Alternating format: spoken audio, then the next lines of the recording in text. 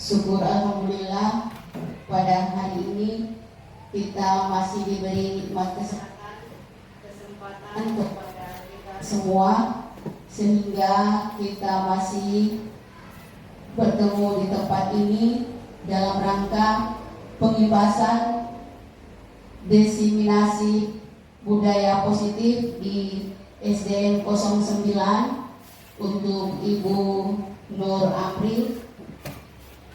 Salawat dan salam kepada junjungan kita Nabi besar Muhammad Sallallahu Alaihi Wasallam yang telah memberikan kita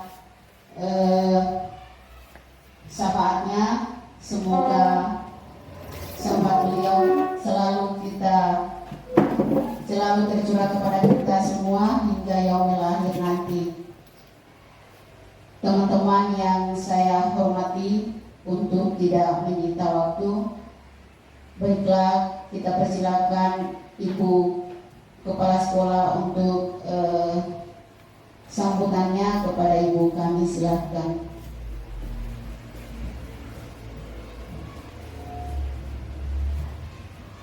Bismillahirrahmanirrahim. Assalamualaikum warahmatullahi wabarakatuh. Dewan Guru yang saya hormati, terkhusus calon guru penggerak angkatan 10 Ibu Nur Amri. Puji syukur kita panjatkan kehadirat Allah Subhanahu wa taala bahwa kegiatan hari ini bisa kita laksanakan sesuai dengan jadwal yang telah ditentukan. Yang pertama, saya mengucapkan terima kasih sebanyak-banyaknya kepada calon guru-guru penggerak yang sudah lolos dari SDN 09, utamanya untuk hari ini Ibu Nur Amri yang akan membawakan materi diseminasi modul 14 budaya positif untuk hari ini. Jadi sebenarnya budaya positif ini kita sudah laksanakan, tetapi ini penguatan dari materi yang pernah kita terima lalu. Untuk itu saya mohon kepada teman-teman untuk memberi dukungan yang sepenuhnya, aktif dalam kegiatan dan memperhatikan apa yang akan disampaikan, sehingga nantinya akan kita bisa terapkan di kehidupan kita sehari-hari dalam kegiatan kita di sekolah. Jadi saya sekali lagi memberikan apresiasi yang setinggi-tingginya kepada calon guru penggerak yang sudah melaksanakan kegiatan hari ini dan teman-teman yang sudah memberi dukungan untuk kegiatan hari ini dengan hadir di tempat ini. Semoga apa yang kita laksanakan pada hari ini dapat membawa berkah dan kemajuan bagi sekolah kita. Jadi hanya itu yang bisa kami sampaikan. Wallahu musta'an. Wassalamualaikum warahmatullahi wabarakatuh.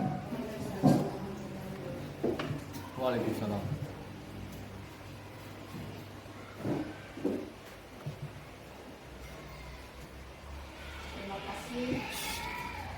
Terima kasih untuk Ibu Kepala Sekolah yang sudah memberi sambutannya. Untuk itu kita beralih ke acara inti, yaitu pembawaan materi yang dibawakan oleh Ibu Nur Amri. Kepadanya kami silakan.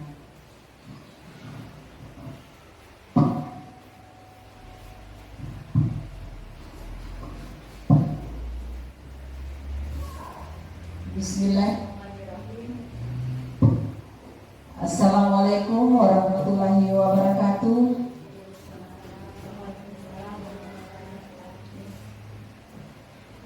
Puji syukur kita panjatkan kehadirat Allah Subhanahu wa taala yang telah memberikan kita kesempatan dan kesehatan sehingga kita bisa hadir untuk mengikuti kegiatan pada hari ini. Salawat dan salam tak lupa kita haturkan kepada junjungan kita Nabi besar Muhammad Sallallahu Alaihi Wasallam. Allahumma shalli ala sayyidina Muhammad. Semoga kita senantiasa setia dan menjadi pengikut di akhir zaman. Amin ya rabbal alamin.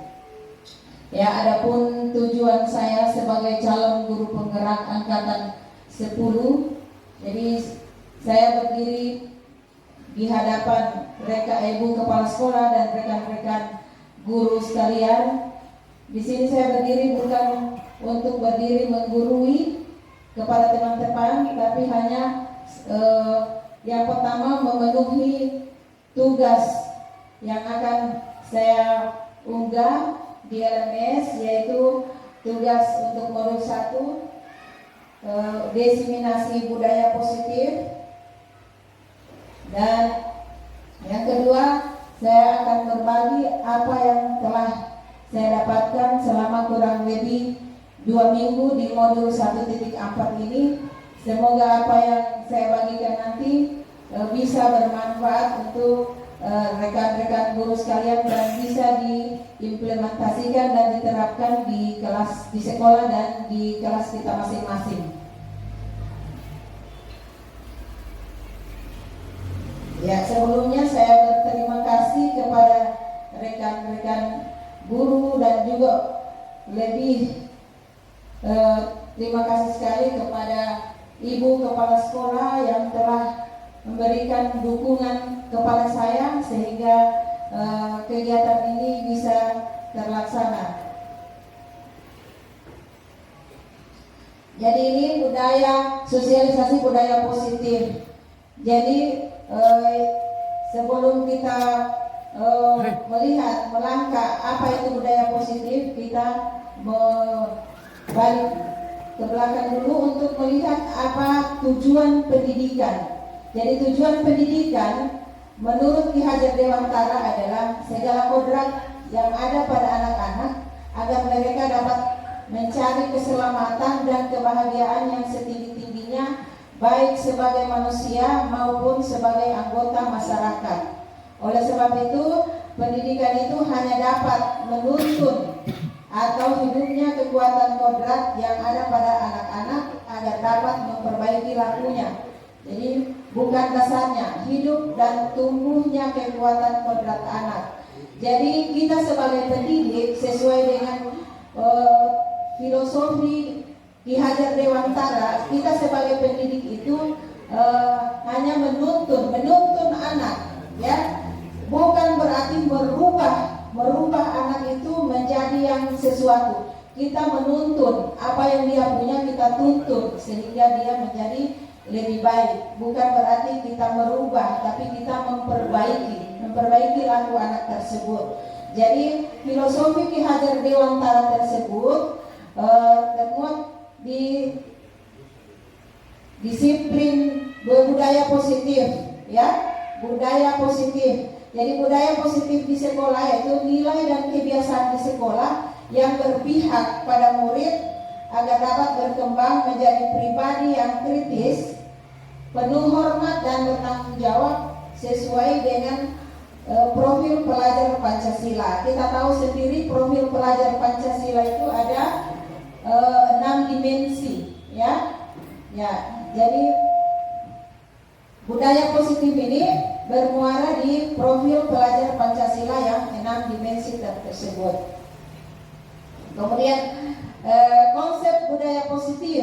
Jadi ada beberapa konsep budaya positif, yaitu perubahan paradigma belajar, disiplin positif, kebutuhan dasar manusia, motivasi perilaku manusia, restitusi posisi kontrol guru, keyakinan kelas, segitiga restitusi. Jadi ini adalah konsep-konsep yang ada di budaya positif.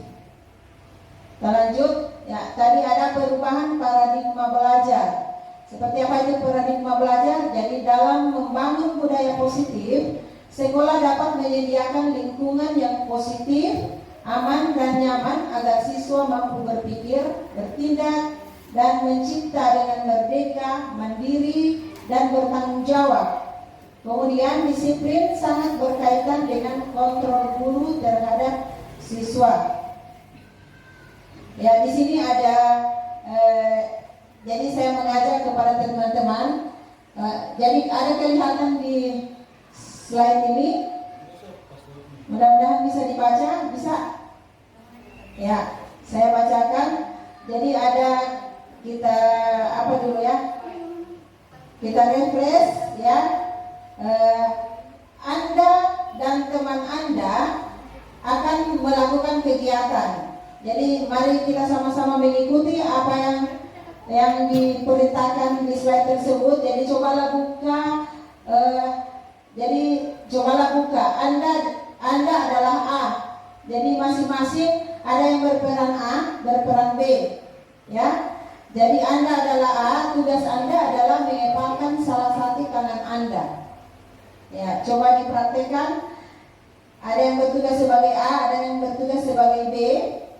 Jadi yang A mengepalkan tangannya.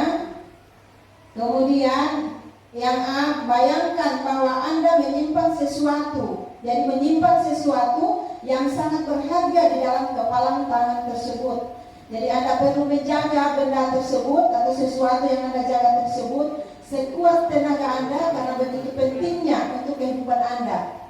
Jadi untuk si B, ya, jadi berusaha untuk mencoba membuka kepalan tangan Anda. Kemudian teman Anda B boleh membujuk. Jadi ada ini, saya rasa ini ilustrasi terjadi pada kehadiran kita di sekolah. Jadi teman Anda yang B boleh membujuk, menghardik, mengintimidasi, memarahi, menggoda, menggelitik, bahkan menawari Anda uang agar bersedia membuka kepalan tangan tersebut. Jadi dari ilustrasi ini, apa yang kita petik dari ilustrasi? Jadi kita memegang. Jadi si A mengepalkan tangannya, si B berusaha membuka tangannya dengan memaksakan membuka tangan tersebut, karena si A mempertahankan kepalan tangan itu dengan segala cara dia buat. Dia menghardik, menyakiti, membujuk, ya.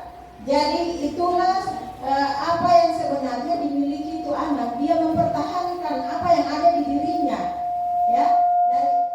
Dari ilustrasi itu kita bisa mengambil kesimpulan bahwa sesuatu itu, jadi si anak itu dia sejak lahir sudah ada, itu lakunya sudah ada, ya. Ya, tidak bisa kita merubah kecuali kita memperbaiki, ya. Makanya biasa, ya. Jadi ini mungkin nanti pembahasannya ini terjadi di keseharian kita, baik di sekolah maupun di rumah. Jadi itu tadi sekilas ilustrasinya. Yang berikut,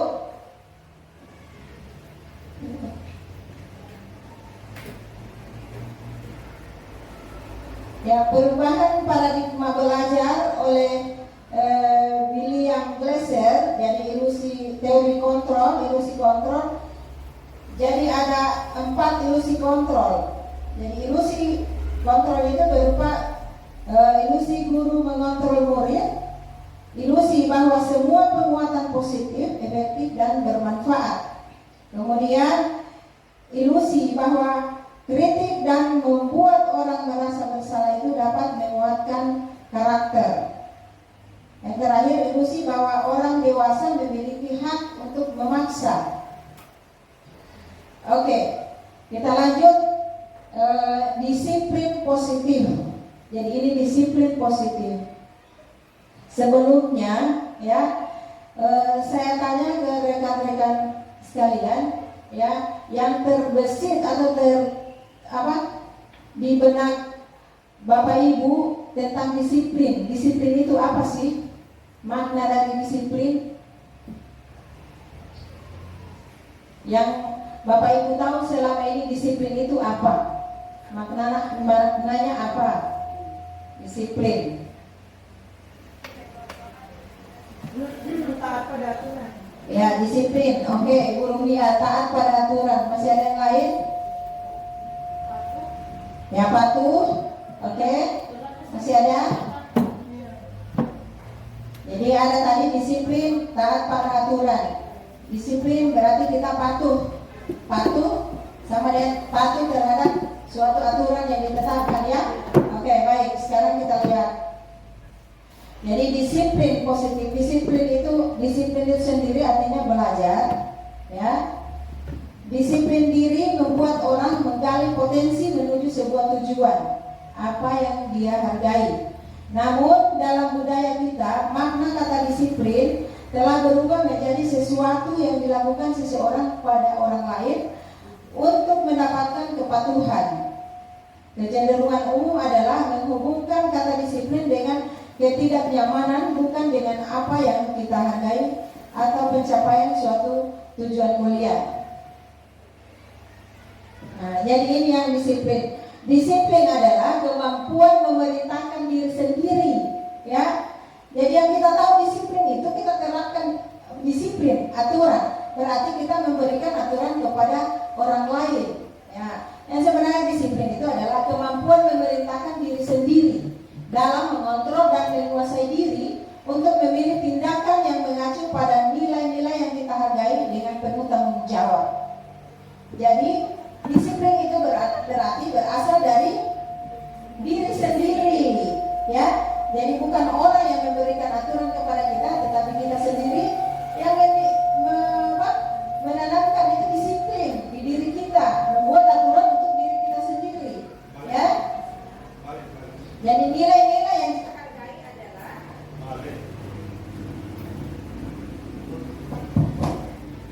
ya. Jadi nilai-nilai yang kita hargai adalah nilai kebajikan. Jadi sifat positif manusia merupakan tujuan mulia yang ingin dicapai setiap individu, yaitu nilai-nilai dalam profil pelajar Pancasila, ya, yang 6 dimensi.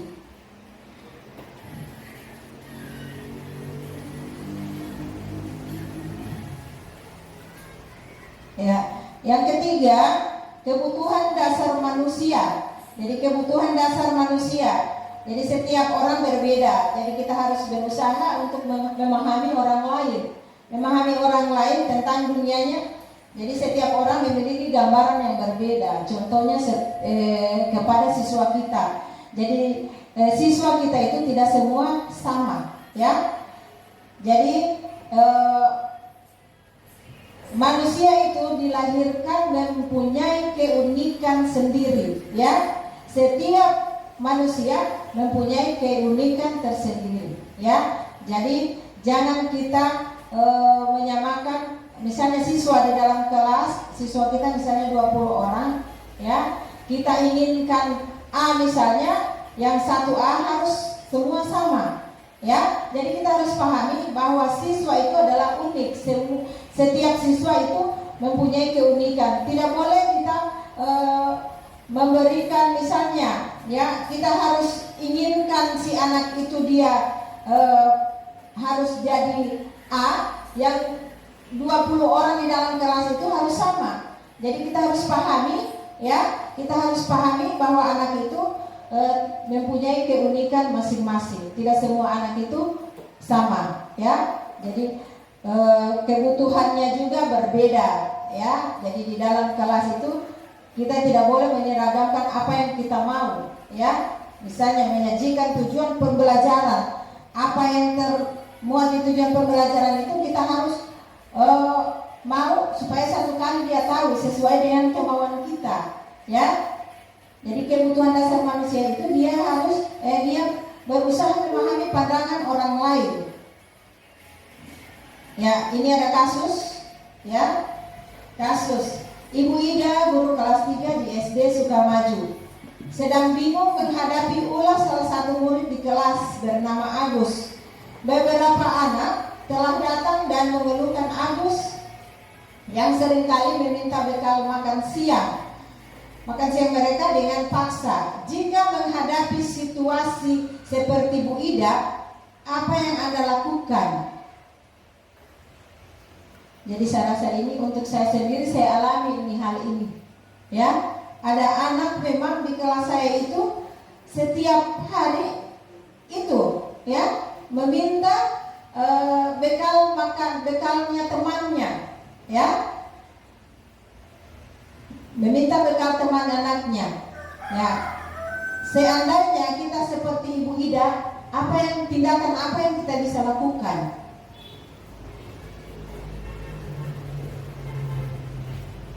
Jadi menurut Anda kira-kira apa alasan Agus melakukan hal itu? Jadi misalnya kita mendapatkan anak seperti ini, ya, apa yang kita lakukan? Jadi dia setiap hari meminta bekal temannya. Apakah langsung kita kasih tindakan, memarahinya, ya, mengambil tindakan yang lain atau apa? Apa? Ya, ya menasihati. Apalagi? Ya berbagi. Menasihati, berbagi. Jadi kira-kira alasannya Agus melakukan hal itu apa? Ya, jadi mungkin dia tidak punya bekal. Jadi ketika kita menghadapi kasus seperti ini, yang kita buat adalah, ya, jadi kita lebih dulu mencari tahu, ya, masalahnya apa, kenapa dia sampai selalu meminta bekal anak tersebut. Jadi ini analisanya pada konsep disiplin positif. Yang pertama, Agus lapar dan orang tuanya tidak memberikan bekal makan siang, ya, setelah kita telusuri. Yang kedua, teman Agus jadi memperhatikan Agus. Ketiga, dia merasa hebat karena temannya jadi takut dan menuruti keinginannya, selalu meminta makanan. Kemudian yang keempat, Agus merasa bosan dengan bekal yang diberikan oleh orang tuanya karena selalu bekal yang sama. Jadi mungkin dia merasa bosan dengan menu yang sama. Yang kelima, Agus hanya iseng dan dia menikmati ekspektasi wajah temannya yang besar. Jadi ada 5 kemungkinan ketika kita menelusuri kasus tadi, ada 5 yang kemungkinan yang muncul. Apakah dia sudah bosan dengan bekal yang diberikan orang tuanya, ataukah memang dia orang tuanya tidak memberikan bekal, ya.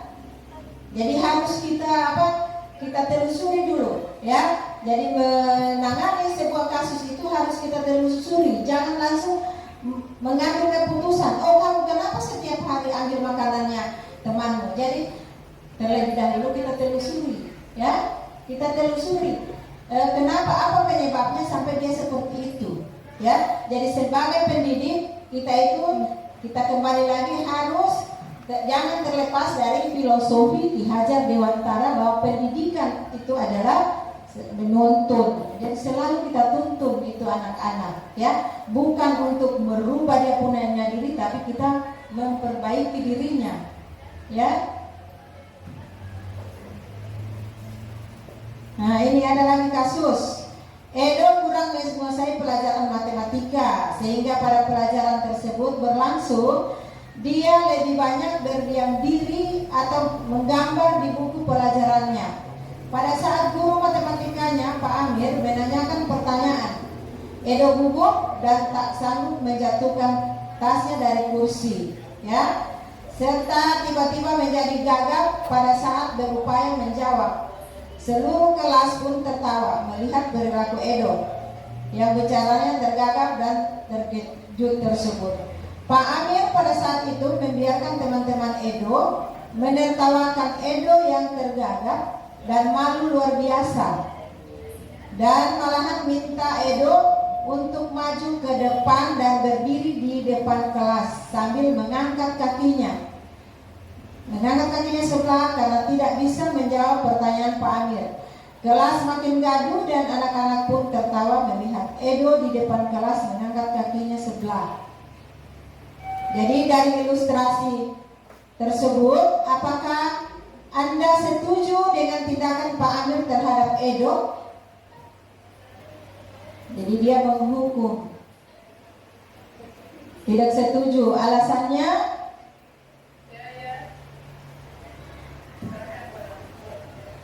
Karena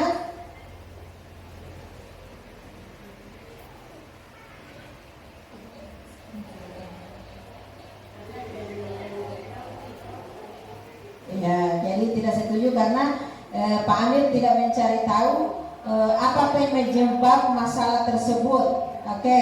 Yang kedua, menurut Anda tindakan Pak Amir terhadap Edo adalah sebuah hukuman atau konsekuensi? Ya? Hukuman. Kenapa dia hukuman?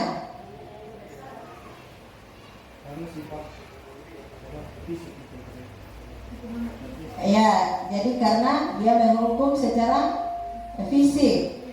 Oke. Ya. Jadi dia ini di sini semua perilaku memiliki tujuan teori motivasi perilaku manusia. Jadi ini tadi jawaban yang tadi. Sekarang kita lihat. Untuk menghindari ketidaknyamanan atau hukuman hukuman apa yang akan terjadi apabila saya tidak melakukannya.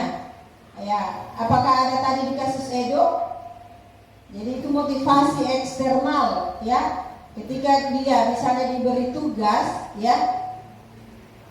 Ketika dia diberi tugas, dia harus dan berupaya untuk mengerjakan tugas tersebut. Berarti dia itu merupakan motivasi karena diberi tugas oleh gurunya tadi, ya. Berarti dia takut terhadap gurunya mungkin, jadi itu motivasi dari luar, eksternal, ya. Motivasinya ada mengerjakan tugas karena dari gurunya, dia takut gurunya marah atau dia takut tidak diberi nilai, itu motivasi eksternal. Yang kedua, untuk mendapatkan imbalan dari orang lain atau institusi, apa yang akan saya dapatkan apabila saya melakukannya. Nah, ini juga motivasi eksternal. Ya, misalnya dia melakukan sesuatu mengharapkan misalnya hadiah, misalnya di dalam kelas, ya, di dalam kelas, ya, misalnya Bilal mengerjakan soal di depan. Jadi kalau 100, ibu guru kasih hadiah snack atau kasih hadiah bintang. Berarti itu motivasinya bukan dari dalam dirinya, ya, paham ya? Nah, dia motivasinya dari luar, motivasi eksternal. Yang ketiga, untuk menghargai diri sendiri, saya akan menjadi orang yang seperti apa bila saya melakukannya. Nah, ini motivasi internal yang muncul dari diri sendiri, ya. Jadi apa yang ketika dia melakukan, dia seperti apa, ya. Jadi itu motivasi dari diri sendiri atau motivasi internal. Ya. Coba tepuk semangat. Ulang, tidak semangat. Tepuk semangat.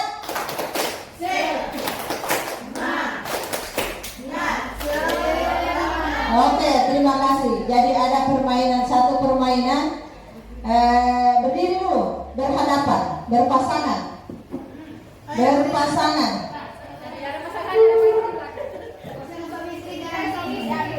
Pasang dengan Ibu Yus, Ibu Evi dengan Ibu Kepse. Nah, berpasangan. Nah. Oke. Ya. Jadi permainannya ada hijau.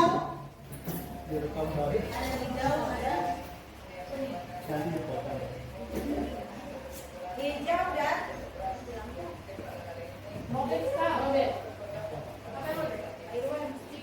oh iya mati. Jadi permainannya hijau dan hitam. Hitam.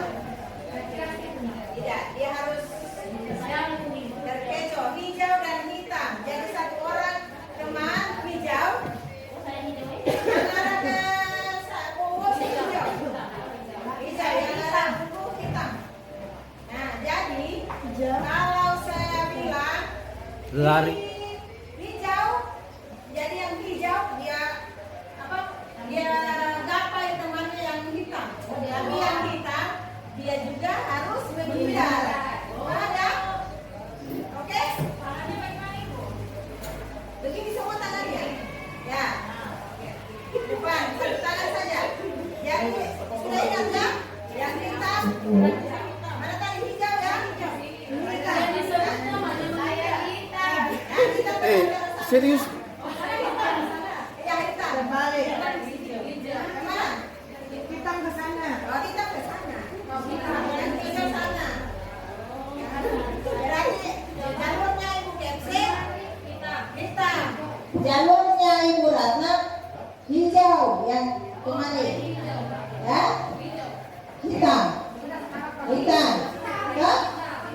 hitam, yang sana hijau.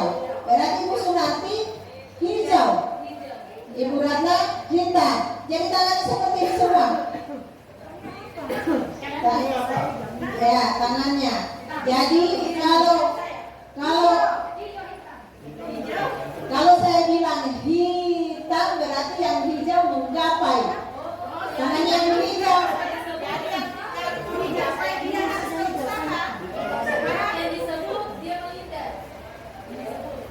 Bagaimana tadi cara mainnya?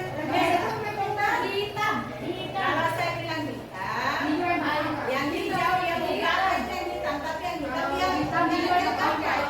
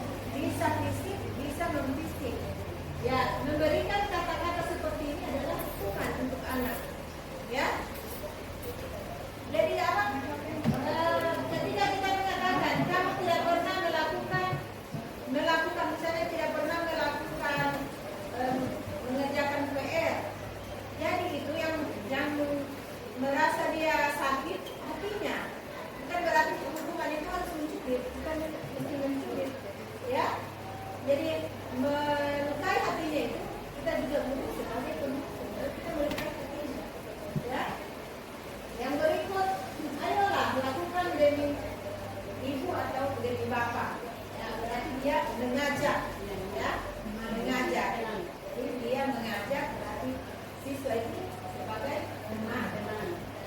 Kemudian, apakah kamu mau mendapatkan stiker bintang hari ini? Dia memantau, dia pemantau. Bagaimana kamu bisa menyelesaikan masalah ini?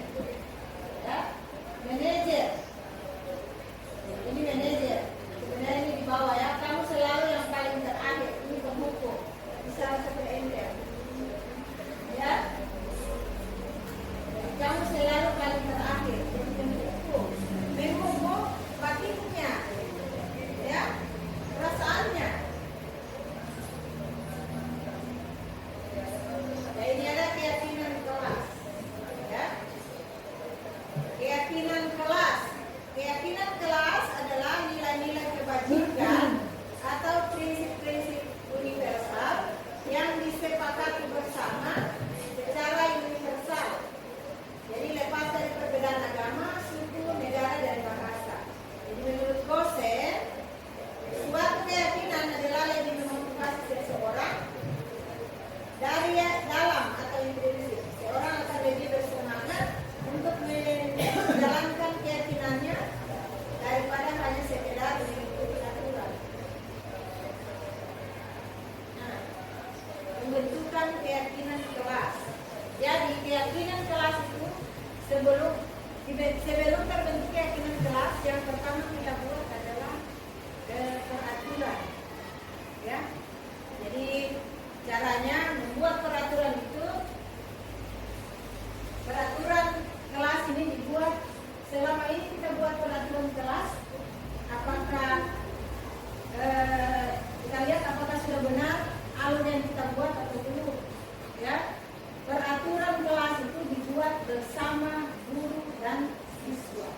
Yang selama ini kita lakukan sebelum mengetahui materi itu, yang selama ini kita lakukan adalah membuat peraturan itu hanya sepihak. Yang membuat peraturan itu hanya guru, ya. Jadi peraturan kita buat itu kita buat bersama dengan siswa. Kalau peraturan di kelas kita buat bersama dengan siswa.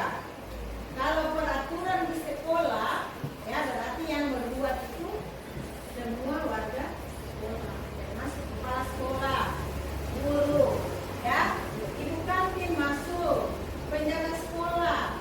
Pokoknya semua warga sekolah, siswa.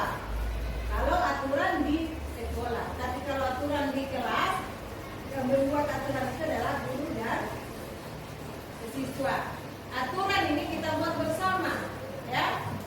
Setelah kita buat aturan, ya, kita buat lagi yang namanya keyakinan kelas, ya. Keyakinan kelas yang akan disepakati sehingga menjadi kesepakatan kelas. Misalnya, jadi ini yang kita buat di kelas-kelas biasa, ya. Dan ini adalah yang kita buat ini adalah aturan, ya. Peraturan, karena yang membuat adalah hanya guru.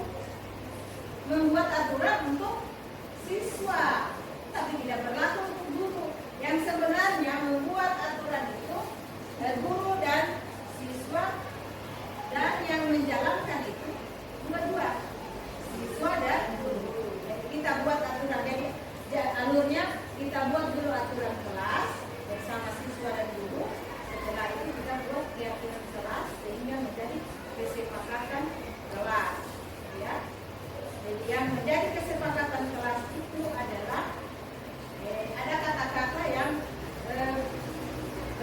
kata-kata yang positif. Ya, misalnya ini aturan. Mengucapkan salam ketika masuk kelas. Ini adalah aturan untuk siswa. Ya. Jadi sebenarnya ini kita buat, jadi aturan ini dibuat bersama siswa dan guru. Ya. Aturan ini kita buat di keyakinan kelas. Ya. Kemudian ini aturan yang banyak. Yang kita buat biasa ini sampai 16. Aturan ini sampai 16. Kalau kita buat aturan ini kita naikkan ke keyakinan kelas, ya, dia akan mengerucut. Kemudian mengerucut lagi untuk dibuat dalam kata positif, ya, yang konotasi positif. akan mengerucut karena ada dalam membuat keyakinan kelas itu ada nilai-nilai kebajikan yang akan kita sepakati dan kita sepakati bersama di dalam kelas, ya. Ada nilai-nilai kebajikan. Jadi misalnya ini nilai kebajikan itu ada tanggung jawab, ada kebersihan, kesehatan, ya.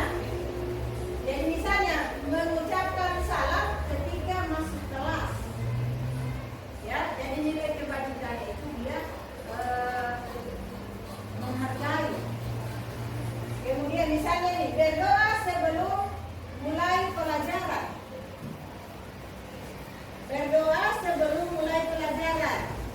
Berbaris sebelum masuk kelas. Ini bisa disatukan ini. Ya, kalau kita kerucutkan menjadi kesepakatan kelas. Pembentukan keyakinan kelas. Itu sudah jelas ya.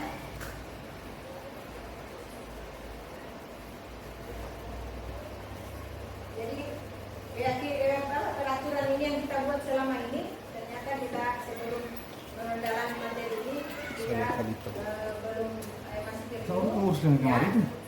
Jadi untuk membuat peraturan itu harus kita musyawarah guru dan siswa untuk membuat peraturan kelas.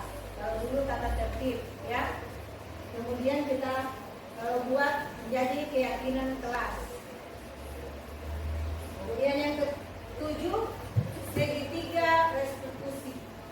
Jadi proses menciptakan kondisi bagi murid untuk memperbaiki kesalahan mereka sehingga mereka bisa kembali pada kelompok mereka dengan karakter yang lebih kuat. Jadi melalui segitiga restitusi ini yang pertama guru membantu murid menjadi lebih memiliki tujuan, disiplin, positif, serta memulihkan dirinya setelah berbuat salah. Yang kedua, membantu murid untuk jujur pada diri sendiri dan mengevaluasi dampak dari kesalahan yang dilakukan. Yang ketiga, memberikan penawaran bukan paksaan. Nah, ini segitiga restitusi. Segitiga restitusi itu ada tiga, ya. Ada tiga nilainya: menstabilkan situasi, menstabilkan identitas, validasi tindakan yang salah, menanyakan keyakinan, ya. Jadi kalau restitusi ini kita laksanakan, tidak ada lagi yang volumenya besar, ya. Ya, di restitusi ini cuma ada beberapa kata-kata, ya. Kamu tentu punya alasan mengapa melakukan, ya. Kemudian ada cara. Jadi untuk restitusi segitiga restitusi ini bukan kita yang mencari solusi untuk anak itu. Misalnya yang sering kita hadapi ini hari-hari, ya. Yang kita hadapi hari-hari adalah karena anak-anak tidak membawa alat sholat, ya. Jadi kalau anak-anak tidak membawa alat sholat, jadi ini masalah kita di sekolah, masalah bersama kita, ya. Jadi setiap hari anak-anak tidak membawa alat sholat. Jadi kita harus telusuri, ya, apa penyebabnya dia tidak bawa. Kemudian bukan kita memberikan dia sanksi, ya, atau konsekuensi, atau memberikan dia hukuman, tapi dia sendiri yang mencari solusi untuk dirinya, ya. Bisa pasang putaran video.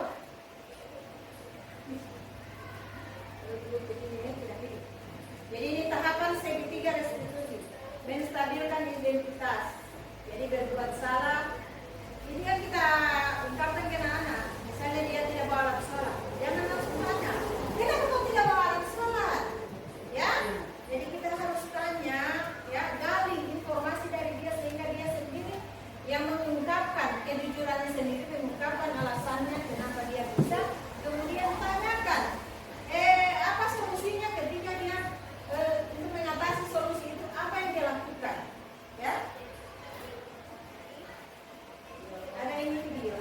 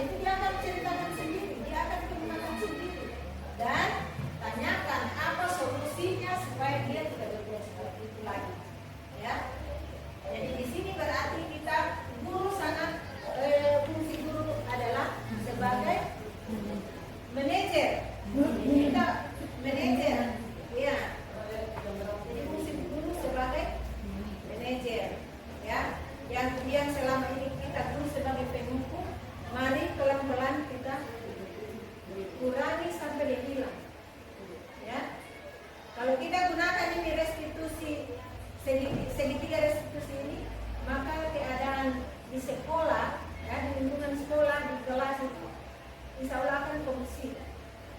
Ya, kita guru sebagai manajer. Ya, dari tadi penjelasan saya, kalau ada yang masih kurang silakan ditanyakan. Ya, apakah pembuatan apa tadi keyakinan kelas, peraturan.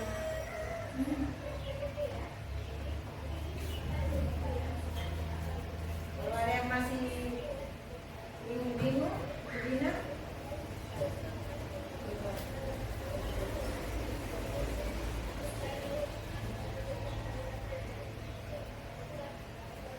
Bagaimana? Sudah cukup?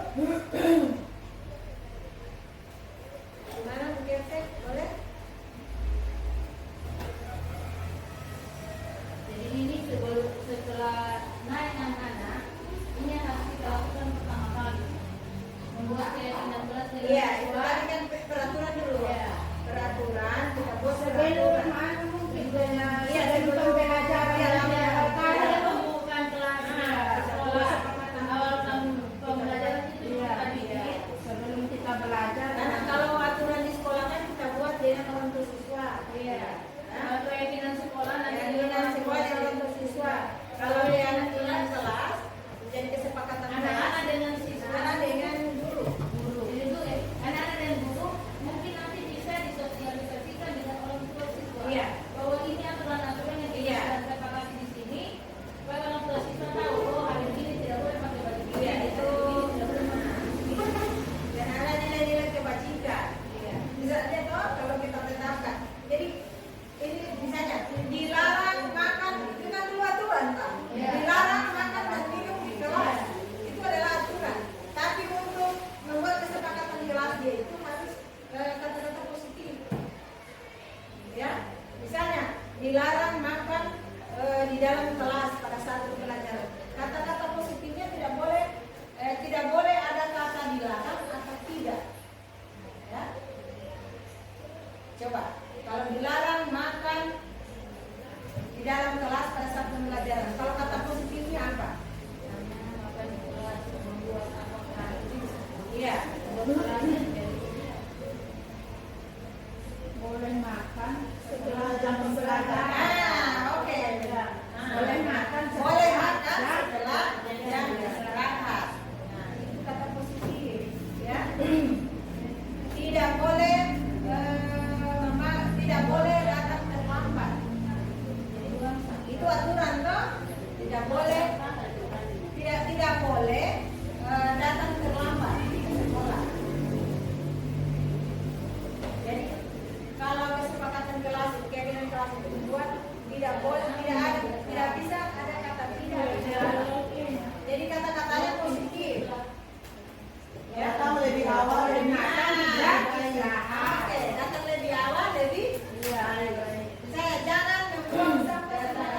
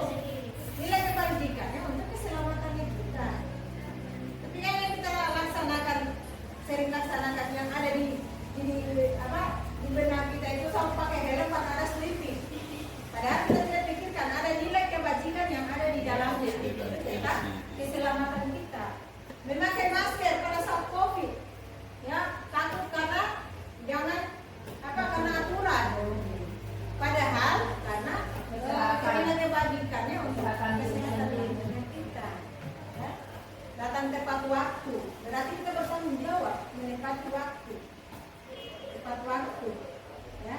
Jadi itu aturan kesepakatan itu mempunyai nilai-nilai kebajikan. Jadi kalau kita buat tadi itu peraturan kelas yang ini 16, kalau kita buat dalam keyakinan kelas, kita bikin sesuai dengan nilai-nilai kebajikan, dia akan mengerucut ini, ya. Dia akan mengerucut sisa 4 atau 5, ya. Karena kalau misalnya dilarang makan dan minum, ya, itu aturannya. Apalagi datang masuk kelas tepat waktu, itu sudah satu aturan, berarti dia nilai kebajikannya bertanggung jawab. Bertanggung jawab. Jadi kita lihat dia punya nilai kebajikan, kita muat jadi satu saja. Jadi tidak banyak-banyak lagi kita muat seperti ini, ya. Jadi nanti semoga setelah tahun ajaran baru kita bisa praktekkan di kelas masing-masing. Ya, Mungkin juga selama ini itu mungkin anak-anak tidak laksanakan. iya. Karena dari pengalaman dari guru dari saya toh tidak pernah dibacakan, Iya. tidak ditampangkan. Jadi hanya cuma dipaksa. Insya Allah tidak bisa dirubah. Kalau kita sudah laksanakan itu insya Allah yang mau merubah dirinya kita itu adalah diri kita sendiri, ya, bukan dari motivasi eksternal karena kita mau ingin supaya kepala sekolah dia puji saya, supaya kepala sekolah dia kasih hadiah saya, bukan, ya, tapi kita motivasinya dari diri kita sendiri. Kita sadar bahwa itu adalah tanggung jawab kita, tugas kita, mari kita laksanakan, ya. Jangan kalau takut mau di absen, mau dikirim di dinas, saya takut harus datang tiap hari, dia tidak cuma melapor. Hadir, terbuka hadir. Jadi jangan lagi itu bukan harus dihilangkan satu kali, tapi mari kita kurangi, pelan-pelan akan hilang dan tenggelam.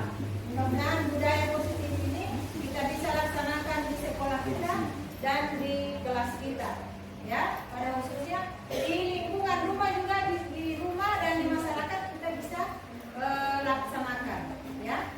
Intinya budaya positif itu harus berasal dari hati kita, dari diri kita, bukan orang lain, ya. Bukan orang lain nanti dipanggil baru datang cuma karena memenuhi absen, ya.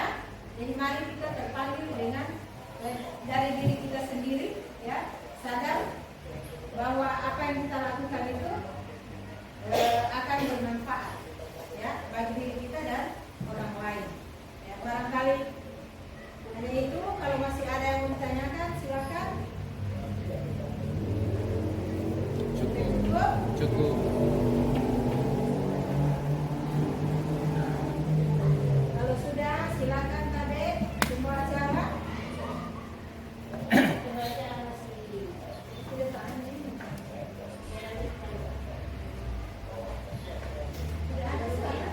Diri kita masing-masing. Saya ucapkan terima kasih atas dukungan dari teman-teman semua.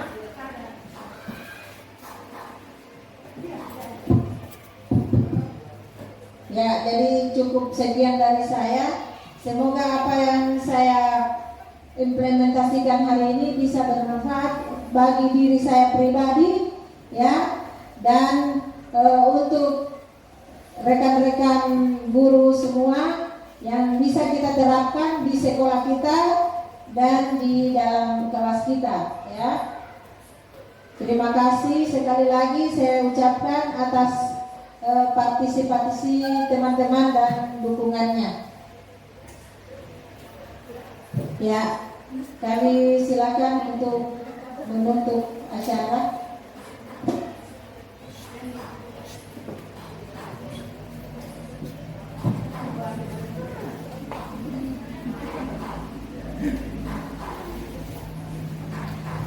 Ya, itulah pemaparan dari rekan kita. Semoga apa yang dipaparkan tadi kita dapat melaksanakan di lingkungan sekolah kita ini, bukan cuma di lingkungan sekolah, dimanapun kita berada, di lingkungan sekolah, di masyarakat maupun di rumah. Jadi mudah-mudahan apa yang dipaparkan tadi teman kita kita bisa mengambil mana yang positif. Jadi mudah-mudahan teman kita yang baru memperkenalkan mendapat nilai yang bagus dalam CPP ini, semoga mendapat nilai yang yang sangat memuaskan. Amin ya rabbal alamin. Dan untuk itu kami tutup dengan ucapan terima kasih. Wallahu musta'an. Wassalamualaikum warahmatullahi wabarakatuh.